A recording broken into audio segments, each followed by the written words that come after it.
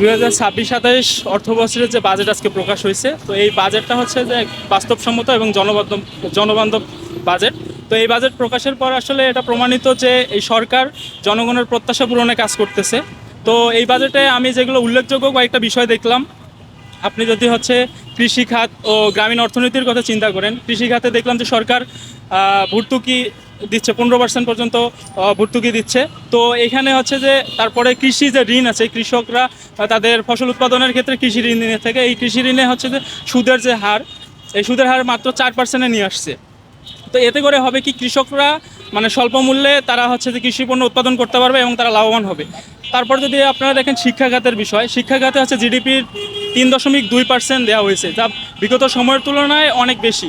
তো এবারে তারা এই বাজেটের মধ্যে আমার শিক্ষা খাতের জন্য তারা প্রতিটা উপজেলা একটা করে কারিগরি শিক্ষা প্রতিষ্ঠান তৈরির জন্য প্রস্তাবনা রাখছে। তো আমি মনে করি যে এই কারিগরি শিক্ষা প্রতিষ্ঠানগুলো বর্তমান প্রযুক্তির সাথে এবং বর্তমানে শিক্ষা ব্যবস্থার সাথে এবং আধুনিক যুগের সাথে তাল মিলিয়ে শিক্ষার্থীরা যেমন পড়াশোনা করতে পারবে, সেখানে কারিগরি প্রশিক্ষণ নিতে পারবে, তারা কর্মমুখী শিক্ষাগুলো নিতে পারবে, যাতে করে তাদের শিক্ষা জীবনের পাশাপাশি তারা পরবর্তী জীবনে তাদের মানে কর্ম করে খেতে এবং হচ্ছে যে তাদের মানে চাকরি জীবনে যেন কোনো বাধার সম্মুখীন তারা না হয়।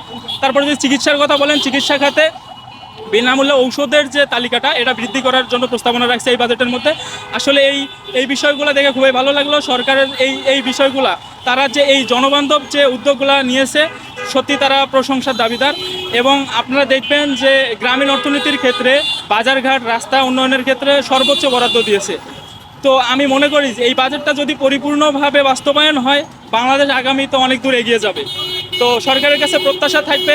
তারপরে আরও একটা বিষয় লক্ষণীয়, বড় বড় যে মেগা প্রকল্পগুলো সরকার যে এই বাজেটের মধ্যে উল্লেখ করেছে, যে মেট্রো রেল, তারপর এলিভেটেড এক্সপ্রেসওয়ে, পদ্মা সেতুর মতো বড় বড় যে মেগা প্রকল্পগুলো, এগুলোতে যেমন স্বচ্ছতা ও জবাবদিহিতার মতো তারা বিষয়গুলো উল্লেখ করেছে। তো আমি মনে করি যে এই যে মানে আগের যে বিগত সময়ের সরকারের ক্ষেত্রে যে মেগা প্রকল্পগুলো মানে যে হরিলুট ছিল, বা টাকা পাচার, বা হচ্ছে যে দেশের টাকা লুটপাট করে খাওয়ার যে প্রচলন ছিল, এখান থেকে এই সরকার যদি এই নিয়মগুলো ভেঙে বর্তমান তারা যদি এই সুষ্ঠুভাবে এবং স্বচ্ছ জবাবদিহিতার মাধ্যমে এই বাজেট পরিচালনা করতে পারে, আমি মনে করবো এই বাজেটের মাধ্যমে বাংলাদেশ আগামীতে অনেক বহুদূর এগিয়ে যাবে।